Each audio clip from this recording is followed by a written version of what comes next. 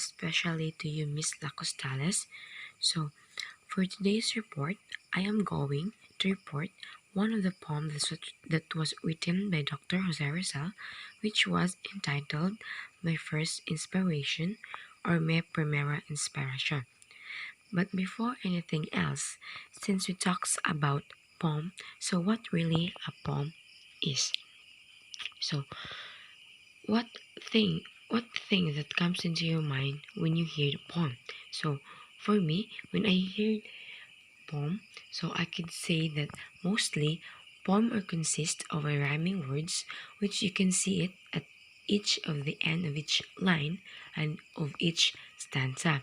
And also, poem is also the author's product of emotions and ideas that he or she wanted to express. But what really is a poem? So let's find out what really a poem is. So here, what is a poem? A poem is a collection of words that express an emotion or idea, sometimes with a specific rhythm. It is also a specific, I mean, it is also a piece of writing that has a features of both speech and song. So, as I as I have said earlier, no, so it's all about the collection of words that express an emotion or idea. So, it is a product of the author's emotions or ideas that he or she wanted to express. And also, poem is also can be both speech and a song. So it also, so sometimes it also having a specific rhythm or conceive or consists a rhyming words. So there, so much for that. So we already know what is a poem about.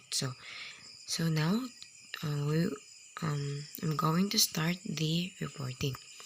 So, my first inspiration, or also known as Mi Primera Inspiración, was the first poem that was written by Dr. Jose Rizal during his third academic year in Ateneo de Manila. He wrote the poem in 1874 before he turned 14. So, at this time that he wrote Rizal his first ever poem, he is just a 13-year-old child. So, he is very young at that time.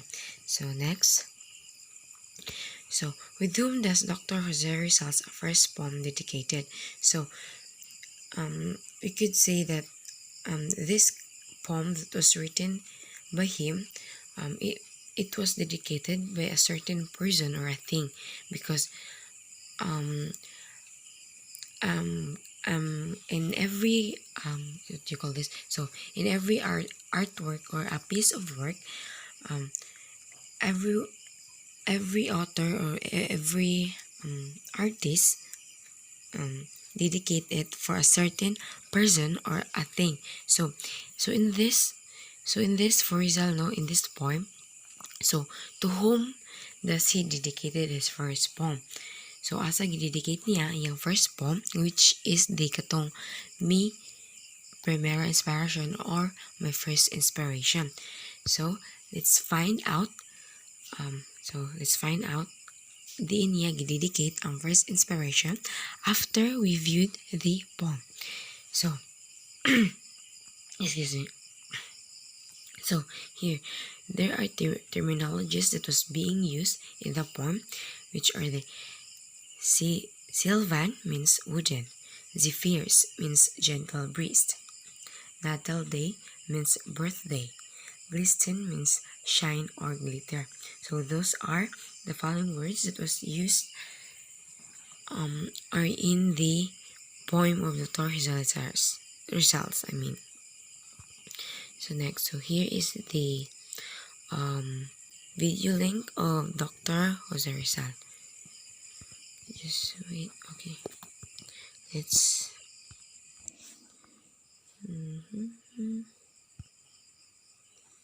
okay. Just wait no. Okay, I'm sorry for the here.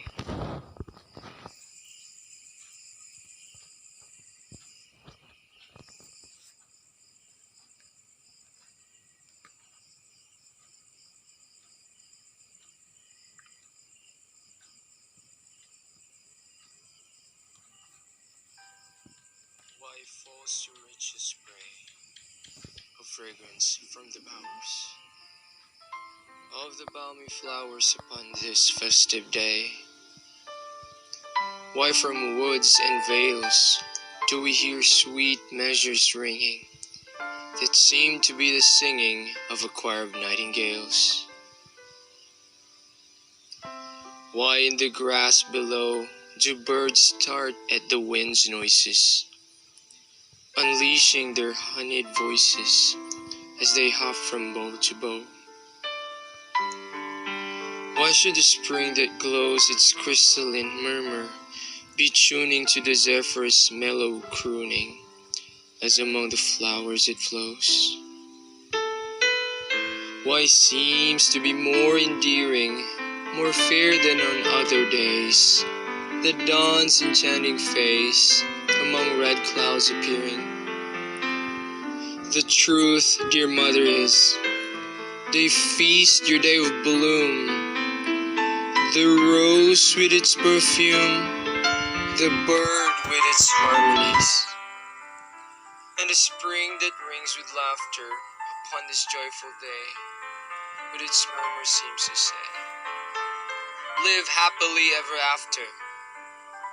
And from that spring in the groove, no turn to hear the first note that from my lute I emote to the impulse of my love. Okay, so that was the the link of the poem of Dr. Rizal. So here is the picture of the poem. So the poem of Dr. Rizal consists of 8 different stanzas. So each stanza, I would like to interpret that of each, no. So in a Tagalog. So I hope everyone could understand how I interpret in Tagalog. So, though I'm not I'm not fluent in Tagalog, so, but I'm trying my best to interpret that in Tagalog. So here. So let's proceed to the first stanza.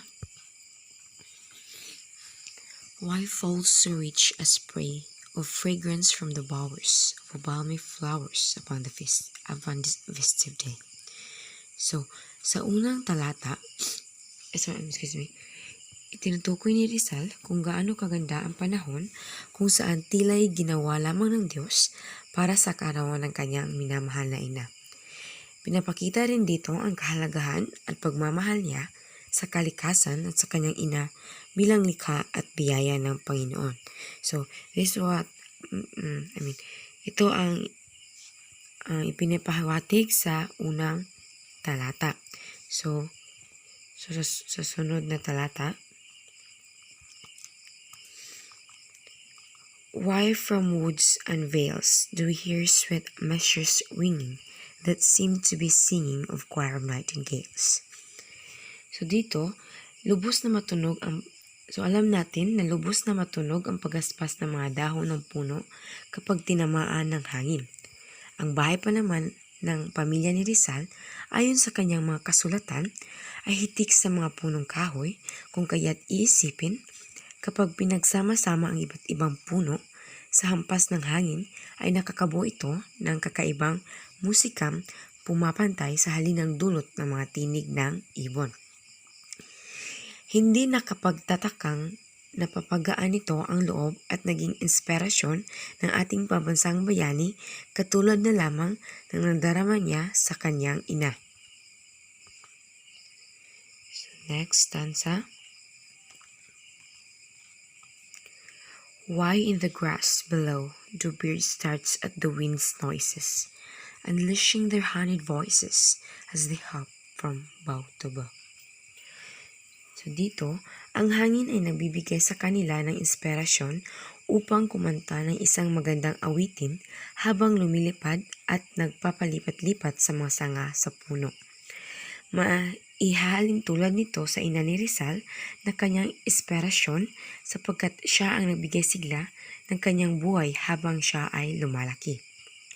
Ang pagkanta ng mga ibon kasabay ng ihip ng hangin ay nagsisimbolo sa ligayang kanyang nararamdaman tuwing kasama ang kanyang ina.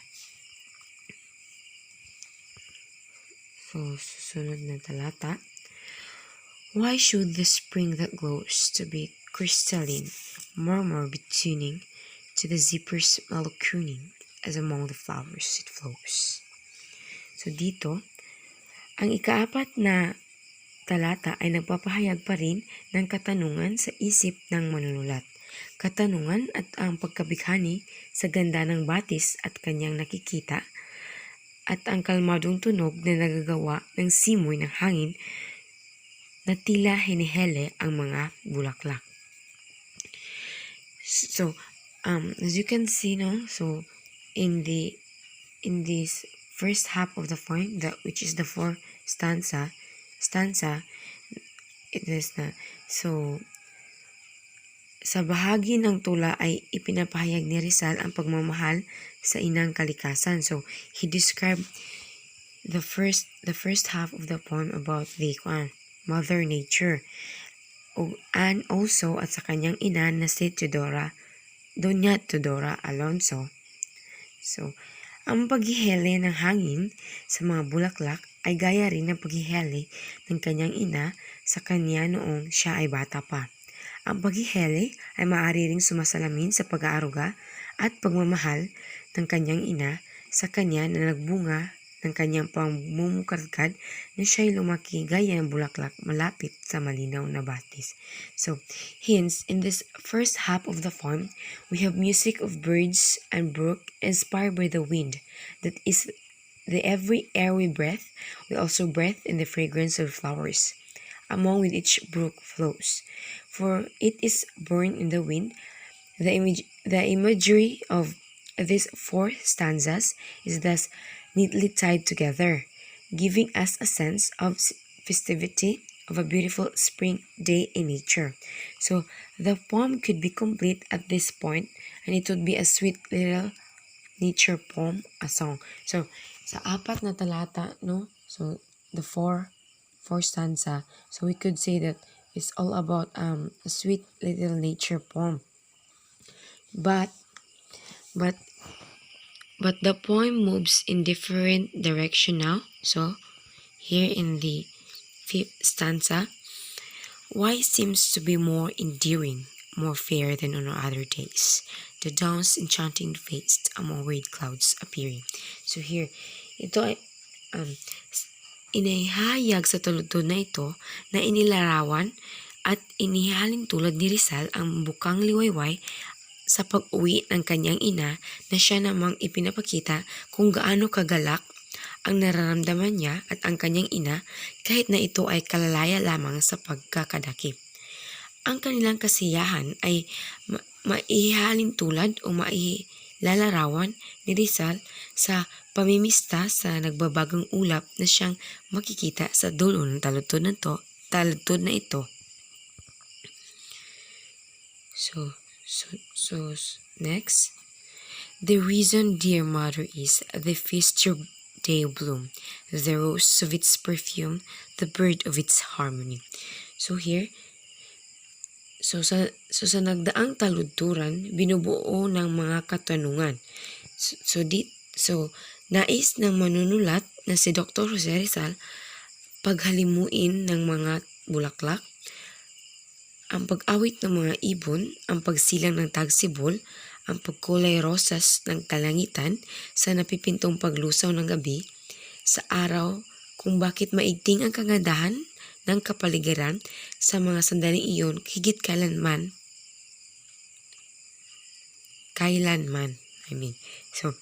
So kaya dito sa taludtod na ito ay binigyang kasagutan ng ika-6 na saknong.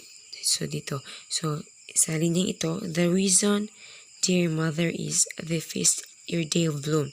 So dito, yaon ay marahil ay kaarawan ng kanyang pinakamamahal na ina na siyang una niyang inspirasyon. Dahil para sa taong umiibig, ang mundo ay napupuno ng gayak at tuwa. So next, the feast deal bloom, the rose with its perfume, the bird with its harmonies. So dito sa linya ito, at ito ay napapawatig na at sapagkat silang ng taong pinakamamahal, ang mundo ay tila alinsabay sa nagdiriwang din kung kaya't higit itong gumaganda. So next, and the spring that rings with laughter upon this joyful day, with this murmur seems to say, live happily ever after. So here,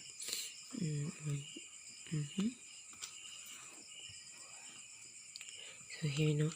So sa parte ng tulang ito, malinaw na ipinaparating ni Dr. Jose Rizal ang kanyang kasiyang nakalaya na ang kanyang ina.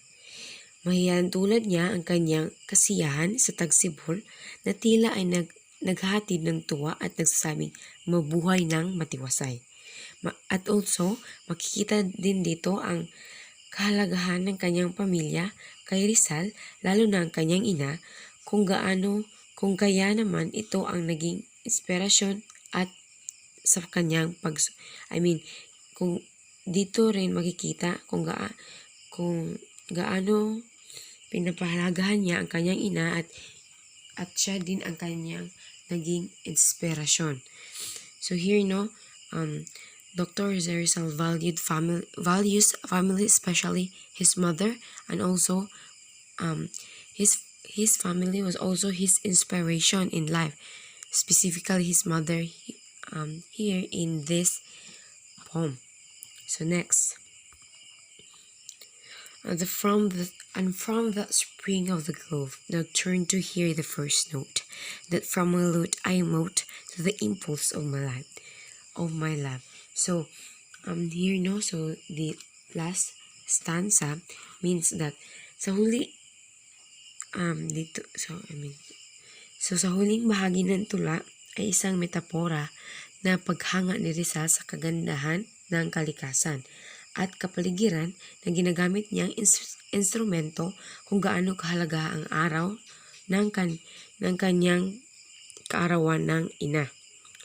And also, sinasabi rin dito na ang pagsibol mula sa kakahuyan ay nagwawagayway sa unang nota ng pagtugtog ni Rizal sa inihahandog niya sa kanyang ina bilang simbolo ng pagmamahal.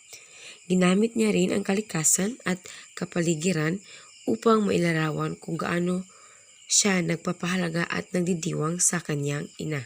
So, that was all each stanza means, no? So all in all, the poem talks about the speaker's love for the mother and the mother's love reflected in her child. So that's what mean by the poem.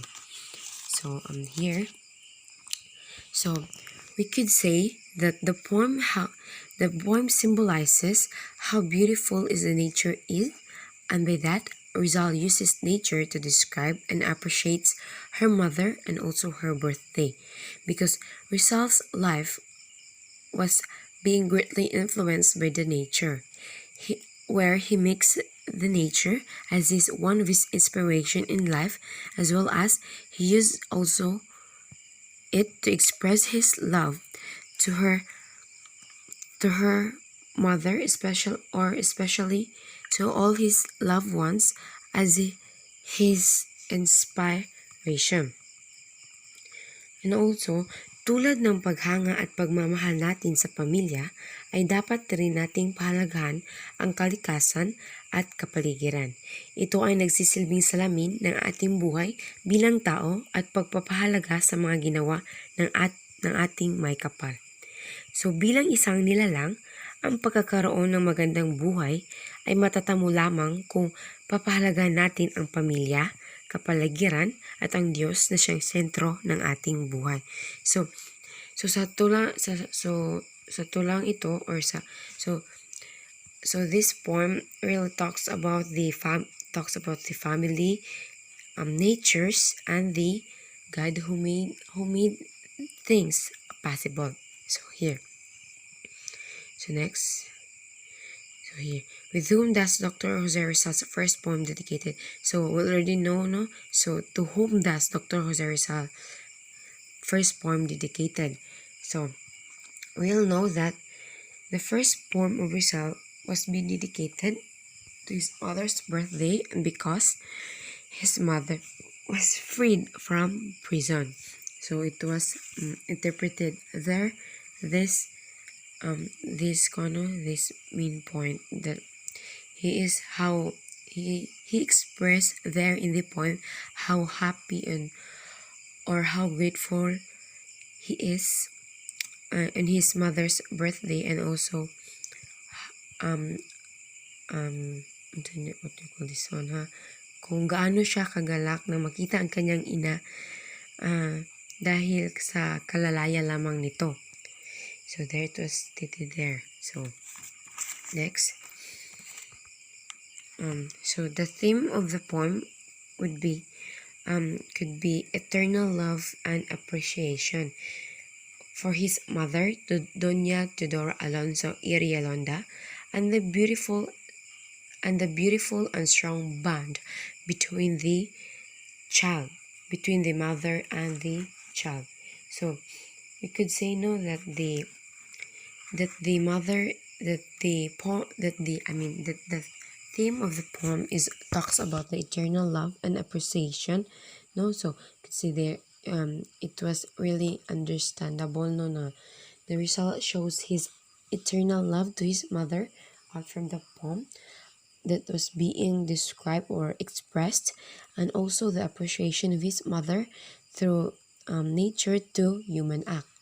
So also Rizal also appreciate her mother efforts and also the beauty of nature. So here, so Jose's poetic verses show his eternal love and appreciation for his mother. This was somewhat his way of paying tribute to all the efforts for him over Mother Dear.